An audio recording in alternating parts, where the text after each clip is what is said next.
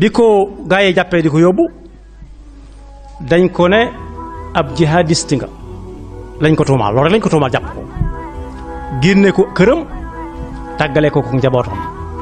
di wër ay kërëm di xol lu mu fa denc ba far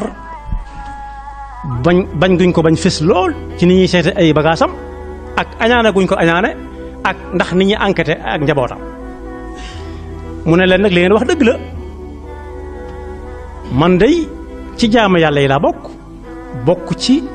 ñi tënku ci ginnaaw yonent bi sallallahu alayhi wa sallam fas yéene fu mu tegoon tànkam ñu teg fa sama tànk li ngeen wax ne jihadiste laa nag lu wér la loolu Sëriñ Tuubaa moo ko jëkk nangu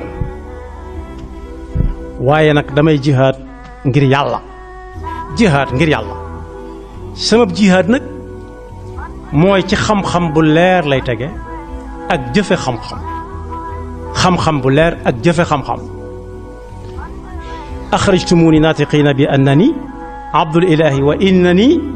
لمجاهد وظننتم أن المدافع عندنا والكل منكم ذو قلا ويحاسد ومقالكم حق فإني عبده وخديم عبد الله وهو الحامد ومقالكم إني أجاهد صادق إني لوجه الله جل أجاهد xam-xam yi nag baat boobu la ko tëgge xam-xam yi ci xam-xam yi bu ne woon inni ujaahidu bil ilm ñu mën koo tënk ci ne munta xam leneen lu bokkut ak la baayam nekkoon ak maamam kese ci jàngale fi'al fa'il mudaari' fi'lu maadin fi'lu amrin fi'lu mudaari'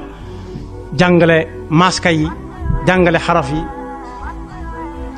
ak yeko niru ci ni ñuy déggee lu alxuraan di wax waaye dafa tënk nit ñi ne leen wuti leen xam-xam bu mu mën a doon bu dee bu am njariñ la rek bil ulumi wa bi tuqaa